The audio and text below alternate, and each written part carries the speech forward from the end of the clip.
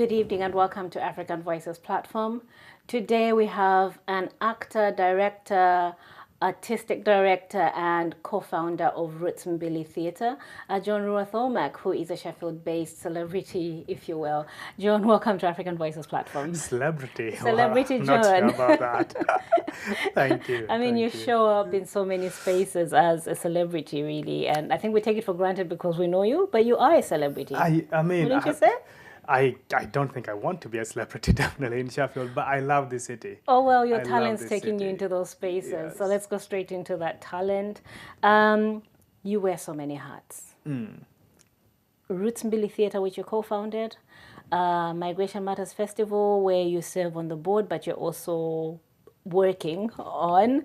And also you just show up in spaces where you act and do stuff. Who are you? Oh, who am I? Who are you? That's a great question. I am an African. First and foremost. I am an African. I am a son. I am a brother. I am an uncle. I'm a friend. And I think for me, in terms of I'm an artist, and in terms of me being an artist, it's all defined by everything else that I am. That becomes the lens through which my artistry is formed. Where does the story start? Okay. The story of John. The story of John the artist. The story of John the artist. Wow. Starts in John the theatre maker, which I guess becomes the artist. Yeah. Starts in year 9, when I'm deciding what GCSEs to do. Right. So back then there was pathways. There was pathway 1, which was all about GCSEs and academic people, and pathway 2 you did GCSEs and also you did a what do you call them? Like coursework based kind of thing. And I was in pathway 2, and I was like the sports guy of the school. Sports? Yeah, sports. Okay, I didn't see that coming because I haven't experienced you like that. Right? No, I was an athlete. I was a runner. I think my record still haven't been beaten. And this was your school here in Sheffield, right? This was my school, Parkwood. Parkwood, Parkwood High School. Oh, pardon me now. BTEC. Yes, BTEC. BTEC, You had to do a BTEC. And because I was the sports guy of the school, I applied to do GCSE PE and BTEC sport, right?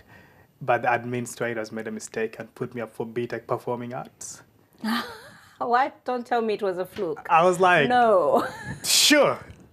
I'll do it. I'll do it. No. I did enjoy drama already. I did enjoy it already. Okay. I liked it. So there was a background to it. Yeah, to the mistake.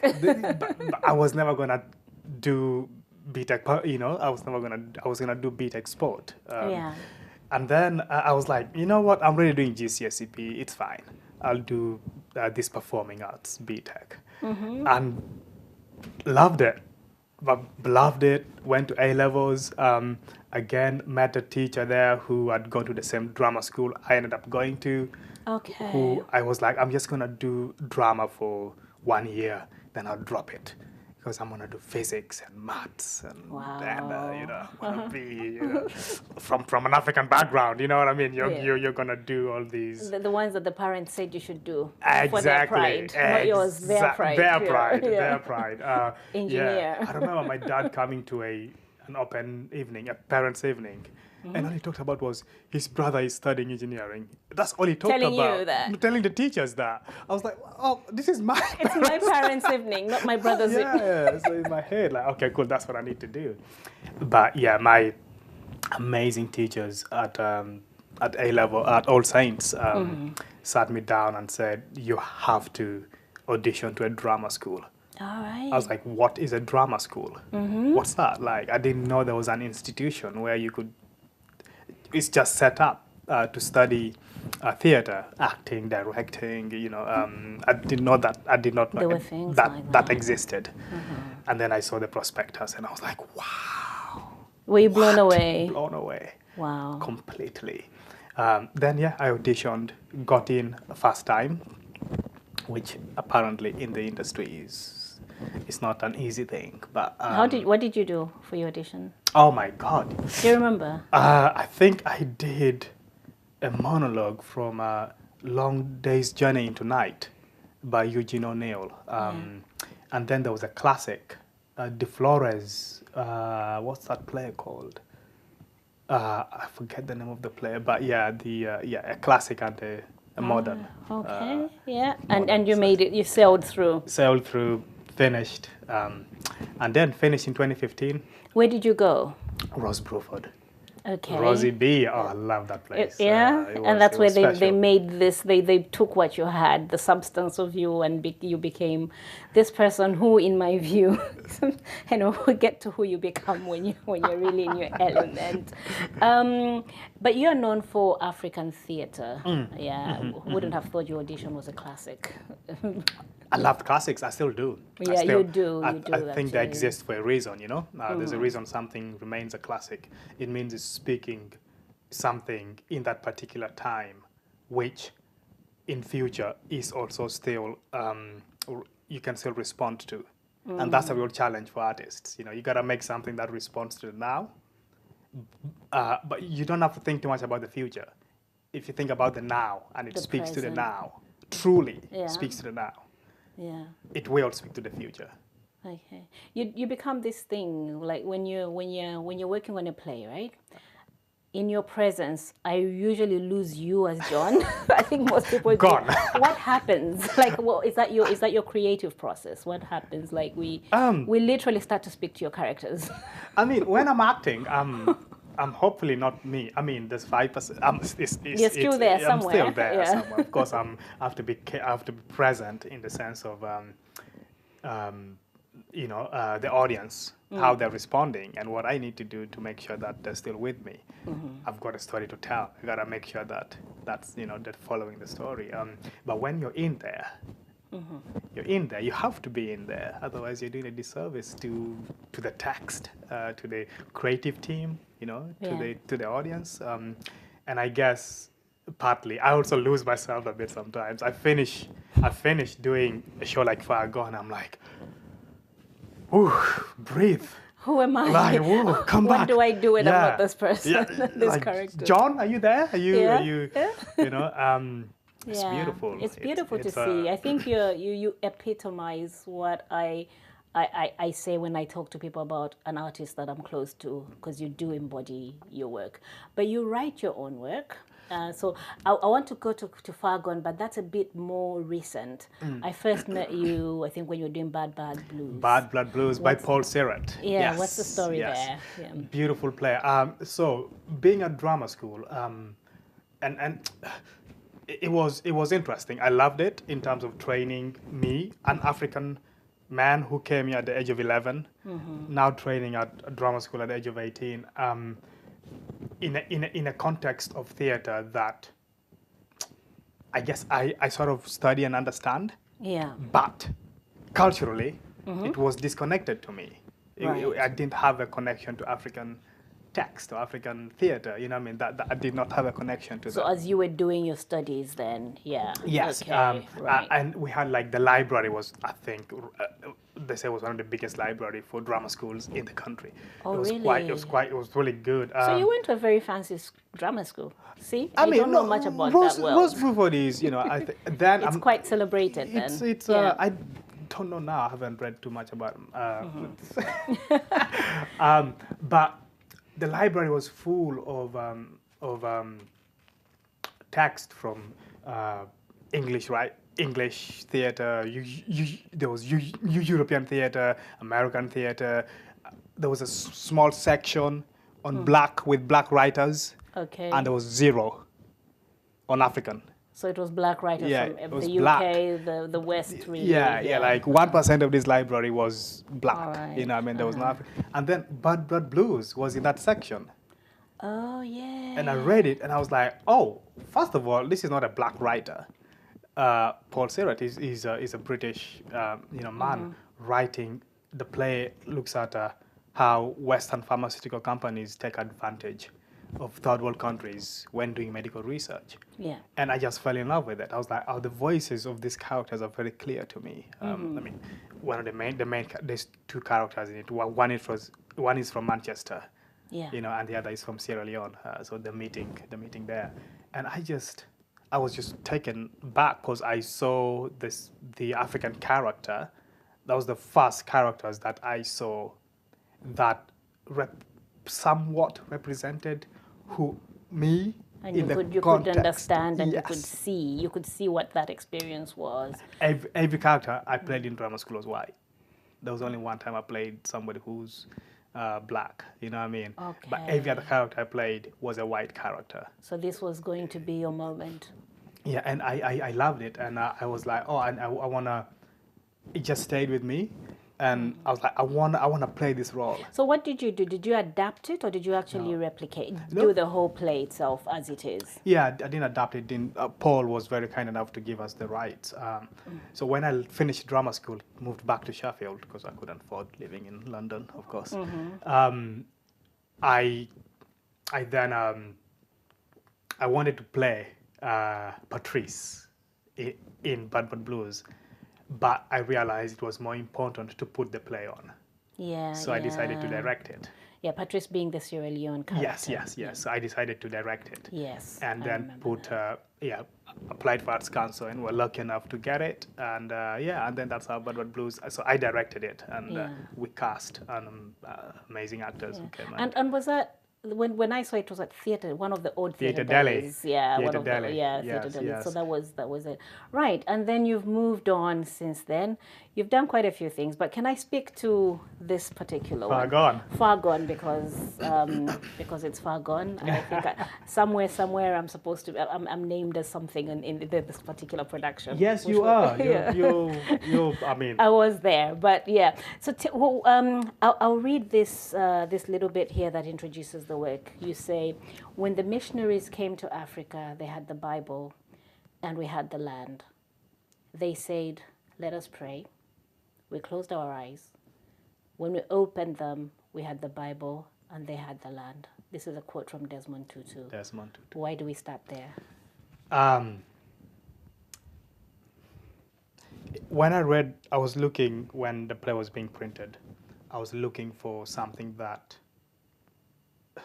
explained to me why this world of this play exists, right? So the play is looking at, we follow a little boy, Okumu, who gets kidnapped by the Lord's Resistance Army led by Joseph Kony in Uganda. Okay. And we follow his journey all the way through, from being a child, being kidnapped as a child, to being trained and nourished into becoming a killing machine. You know, So a the child story soldier. of child soldiers. Yes, story of child Right. soldiers.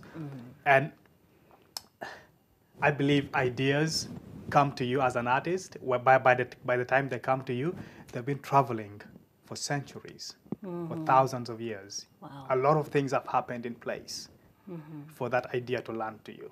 This idea comes to me in 2012 when I'm in drama school, and I see a campaign by Invisible Children talking about these children we So talk who are about. Invisible Children? Invisible Children is, is a charity in America that is sort of was, I guess, set up. I might be misquoting things here, but the aim, they were trying to, they appear to be a charity raising money and awareness to support these children. Okay, right. But I saw the video, and it was very clear to me that there was something not quite right about this campaign that they were putting in 2012. It was called Kony 2012. Kony being the Lord's Resistance Army leader. Joseph Kony. Joseph Kony. Yeah. And there was just something wrong with it, and because I was nearly one of those kids. You know, if you going back when I was 8, I was nearly kidnapped by them. And I know people that were kidnapped. And I was like, no, I know these that this is my voices. lived experience. I've and been there. Yeah. something about this campaign doesn't seem truthful. Okay. Something about, what was it? Was it a whitewashed version, or what was it? When you can't put your finger on something, but you just know it doesn't play the way. There's something wrong here. Long behold, a few weeks later, it all crashes down. Invisible Children, they discovered that the money they were making was not going to these children. It just crashes. And I was like, okay, yeah, I saw something there. And then I made a promise to do Far Gone, right? So by the time the idea of Far Gone is coming to me, right? They're called the Lord's Resistance Army. Yeah. Right? Yeah. Lord's Western philosophy of deity.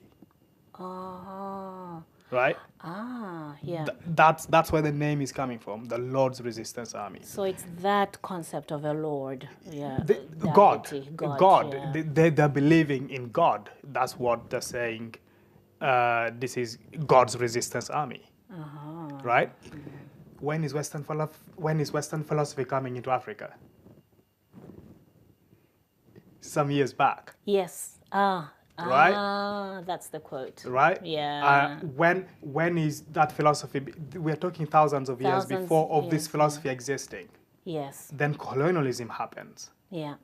Then there's a mind shift, and then and then there's a political uproar, and the Uganda's history from the 60s, 70s, 80s. With Museveni, the current president, who's been there for already, and they're starting to fight against him. That's what they're claiming and stuff. So all these things are happening. So the Lord Resistance Army built itself around the idea that they were fighting the leadership of Museveni. Yes, yeah. So all these things are happening. So by the time, and for that to happen, for that philosophy to be, for them to be called the Lord's Resistance Army, we needed to wake up. We needed to do what Desmond Tutu has said here, which we needed to. They came. Yeah. They had the Bible. Yeah, Lord. We closed our eyes. Amen. We ended up with the Bible, and they had the land. That has to happen. Yeah. And so Far Gone is not just these people who are the children, the leaders of this resistance army being far gone. It's the country that is far gone. Also being far gone from its own philosophy. Wow. I had not clocked that angle. Wow. Okay. And yeah, this is an element. Yeah. Right. And you decided to put pen and paper and said, this is the play I'm writing, and this is how it's going to play out. What year was that when this first played in the theatres in Sheffield? 2019. So it was just pre-pandemic, really, when we Yes. You had, I mean, it's. I won't give too much away because congratulations, you've actually got this play back, and now it's having an international tour. How did that come about, and where are you going? I mean, what a blessing! What a blessing as an artist to make work that incredibly proud of. So I'm so proud of this work and the whole creative team. Mojisola, incredible directing. It's such a beautiful production. I don't care what anyone says. I think it is. I've seen it. So in 2019 we were supposed. It happened, and then we were supposed to tour. Immediately do a UK tour. It was a UK tour, which of course the got cancelled. Happened, yeah. Then we came back in 2022. We co-produced it with Sheffield Theatres, and then it did the UK tour it was supposed to do, and then finished in Edinburgh. And when we did it, Edinburgh Fringe. Edinburgh Fringe, yes. When we did it in 2019, I made a promise to this play that it will tour internationally. 5 years later, we are. Is it 5 years? I don't. 6. Yeah. But you put in the work to get it touring. I think now it was 5 years at the 5-year mark last year. Yeah. So it's just, I'm so humbled and just incredibly So this honored. tour starts back here at home in We Sheffield. start home. We start at home in We Sheffield start Theatres. home. Yes, where it started. Where it started. We did the first 20-minute scratch in 2018 at Sheffield Theatres. Yes. Yeah. And then it's just the journey it's been on. So we start home in Sheffield Theatres, September, mid-September. We are there. And then we're going to go to Kansas. Kansas City, USA. Yeah. Excited for that. Then we come back to the Lowry in Manchester. So if you're in Manchester, pop by. And then we're going to Taiwan.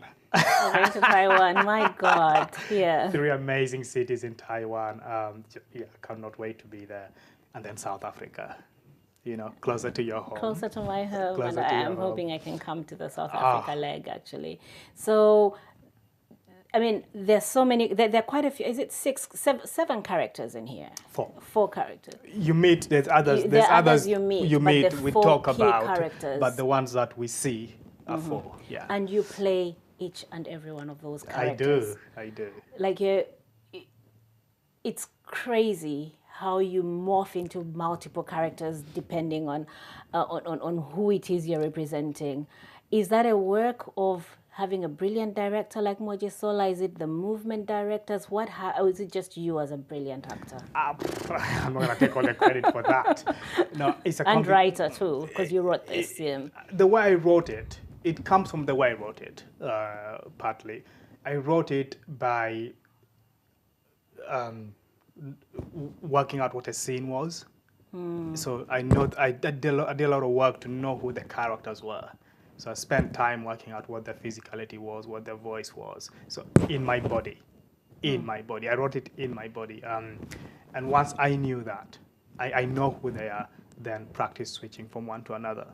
And then a scene, beginning, middle, end of a scene, I worked that out. And instead of sitting down and writing it, I just got up in the space and improvised it. And in the improvising, I am switching. I'm moving around in the space with these characters. So it becomes part of the body. It becomes you. Yeah, it becomes which is, it's so hard to write in the script. You don't really get the movement aspect of it as much. You don't. It's and then once I've done that, the director is coming on board. The movement director is coming on board. The sound designer is coming. The lighting and they're going, okay, cool. That movement. Let's check. So yeah, I created the one-person show sort of dynamic of moving between characters, but it was bettered by creative that team, that creative team. So let's talk about the body that holds this particular, not the body John, but the body Roots Mbili Theatre. Congratulations on establishing that, because as you're going on tour, that's going out as Roots Mbili. When did you decide, you know what, let me make my own, let me register my own company, and why? 2021. Post-pandemic, what do? You start a theatre company, of course. Because you're crazy like that. Because when else is the best time to start one, right? Roots Mbili is truly important to me as an artist in what it stands for. I hope, I hope people can see that we are intentionally trying to make work and create space for voices that are in the United Kingdom society, but are silenced or don't have that, in theater, the table, there's no seat for them at the table. So you're creating the table? I'm creating the table. A whole one? A whole one. A whole table. I noticed very quickly, just like the library in a drama school, I noticed very quickly that the UK theatre scene is not set up for my voice. No. And I exist. Yeah, and you're here within. And I'm here. Yeah. That means there's loads others. Like you. Like me. Who do exist and need the stories to be told. And I just thought, if I'm going to tell the stories I want to tell, the way I want to tell them. You just go and do your own thing. I have to build my own table. I have to create my own table. Plant the trees, And you understood. I think part of that was understanding the assignment, that when you're doing that, you already know that you have an audience. You do have people who are longing for such stories, and they don't have a place to go and listen to them or see them. Exactly. Yeah. Exactly. I would never be cast as somebody from Sheffield. No, I hear. I live in Sheffield. I've been here for 20 years. I sound like this. I am from Sheffield. But I would never, ever be cast as somebody from Sheffield. But I am. Yeah. Yeah, you've gone to school here, your childhood is here. Yeah. So what is someone from Sheffield? Do they have to have a Sheffield accent? Probably have to look a little bit less tanned. Let's stand. And that's for me is what Roots Mbili is. Okay. No, this is not this. So Roots Mbili means roots. Roots, the English word roots. And Mbili? Mbili is two in Swahili. So two roots. Two Roots Theatre. The idea is that, yes, for every production we do, for everything we do, we try to bring at least two different roots, whatever that means. That could be culture, that could be language, could be food, it could be roots of storytelling. Yeah. It could be, we try to bring those two things together. Yeah. One tour that you did that speaks explicitly to that aspect. You were in the States. You did Edinburgh as well. Did you do Lines. Edinburgh with lines? No, we did not. Okay. It would have been great. It would have been great, yeah. But that's the Palestinian and the Ugandan. Yes. Route. Yes. Give us a bit of a break on that one. Yeah. How did that come about? That got born out of taking Fargon to Uganda. Actually, in 2019, we took Fargon to Uganda, and there we met Fida, who had also taken a one-person show to Kampala International Festival in Uganda, also about war, and and she had written it, and she was performing in it, and I'd written Fargon, I was performing in it. We met, and an amazing producer, Alexander Aaron from New York. Was like, you two should work together. Okay. And this is before even Roots Mbili's existence. Yeah, it's this is what I mean. By the time an idea comes, it's been traveling. It's been traveling. It's not by accident. You just actualize it at some point. Yes. It's been there. It's been there. So, and lines, then we were like, well, if we are going to do something together, who are we as people? Who's Fida? Who's John? Fida is a Palestinian woman, who's an activist, who's making work, who's a sister, an auntie, all these things. Who's John? A Ugandan. Okay, cool. What's our history? What's Uganda's history? What's Palestinians' history? Where do they meet? How do these two languages coexist? How much time did that take? Because those timelines were so powerful, and to draw parallels in that way, like when this was happening in Palestine, this was happening, and then there's also a convergence, I think, at Entebbe. What is the convergence there? The raid on Entebbe in 72, but another one was Uganda was nearly given to Israel by Britain. The Zionist movement was almost happened. Uganda was the country that had been given for a season, so to say. But I think if the movement had happened, then I don't know if then the Palestine would have then been where the Israelites so there was went. a potential for Uganda. There was a potential for Uganda, Kenya, yeah.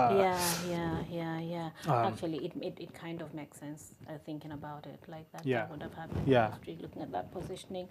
Go ahead. But for Roots Mbili, that's exactly an example of what we want to do, want to make. Because looking at the audience that came to that show, looking at how people responded to it. Like, yes, you never put Palestine and Uganda together. I wouldn't, but that made so much sense. This is the point. This is the point. This is exactly why we exist. It's who are we as a people that are living in this community today. We all carry histories. Yeah, and it's funny when we talk about this. I mean, we know about the Lord Resistance Army because Joseph Kony was spotlighted, but not in the same way that Idi Amin stories have gone out. So it was quite nuanced how you brought that into Far Gone, but also there's a bit of a mention as well in Lines. I like that. Does that. There were Lord's Resistance Army children that were here. I was working as a chef a long time ago, and one of the chefs had gone to All Saints, which is where I went for A-levels. You worked with a chef or you worked as a chef? As a chef. You haven't cooked for me, but go on, we'll talk about that later. And one of the chefs went to All Saints in the early noughties, and there were children there who were survivors of the Lord's Resistance Army. So they have lived in our community. It's not something alien. It's present. It's present. People we see. It's present. Yeah. I mean, that could have been you as well, given that you just narrowly escaped that. Easily. Wow. Wow.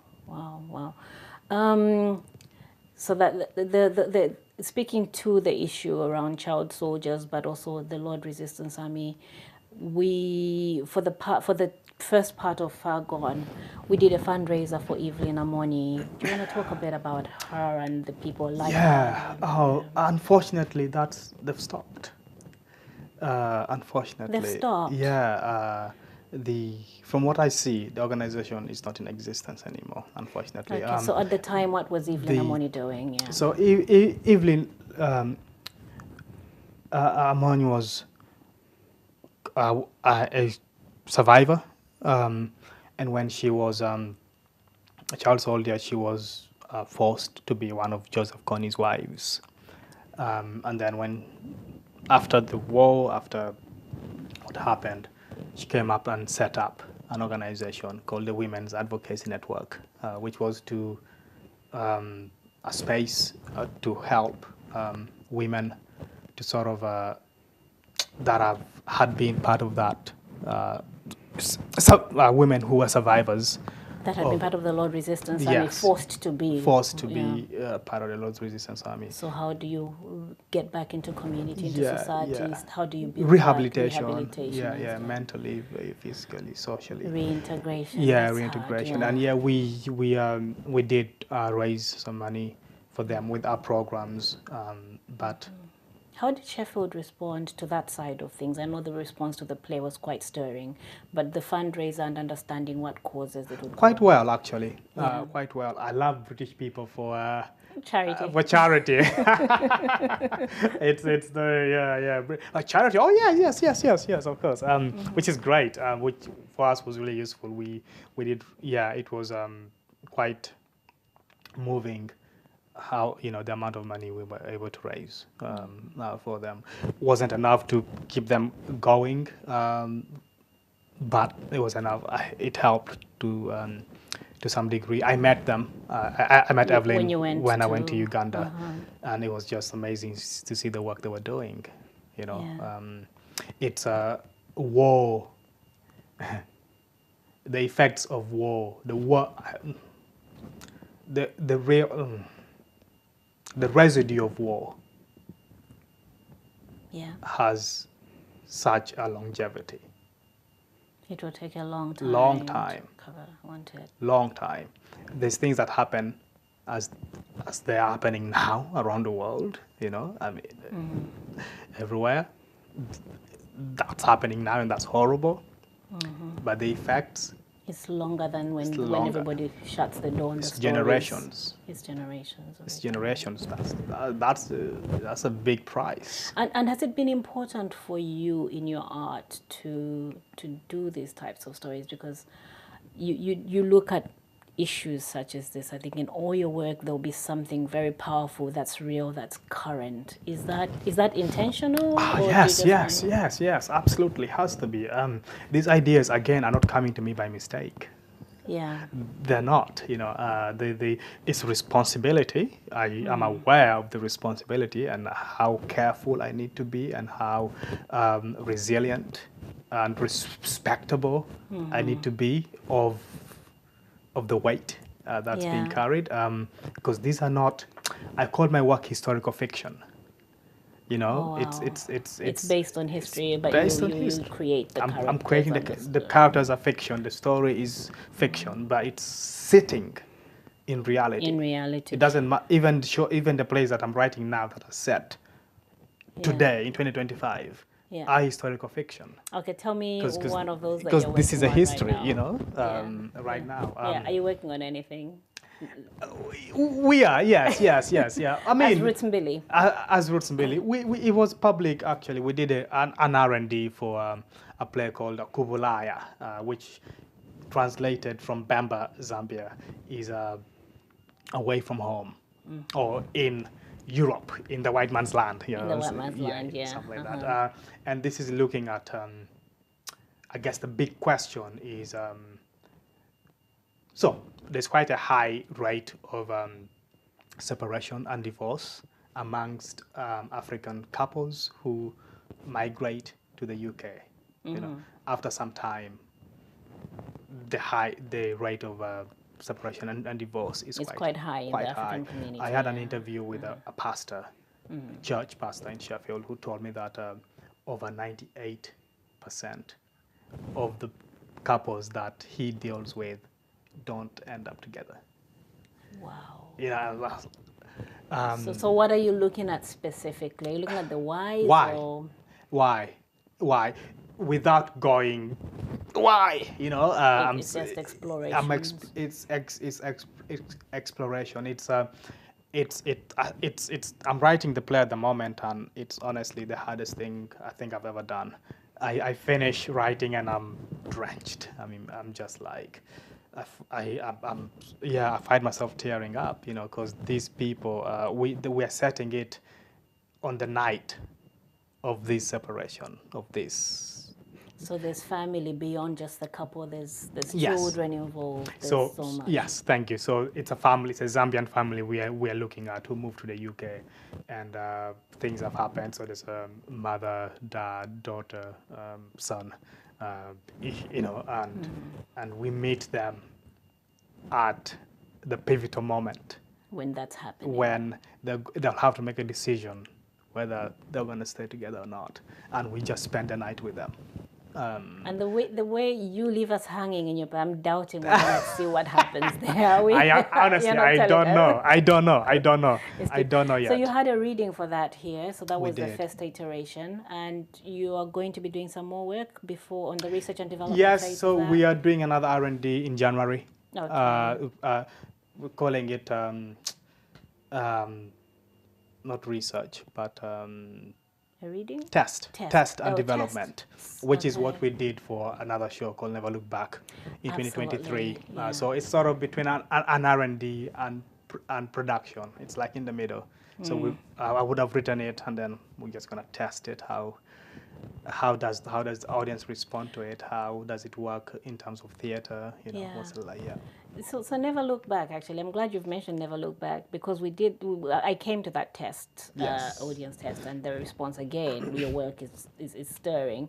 Where are we with that? Is it coming? It's in the vault? It's in the process. It's in the process. It's somewhere. It's in the process. Shall we move a little bit to other things that you do before we exit? One of the things that you do is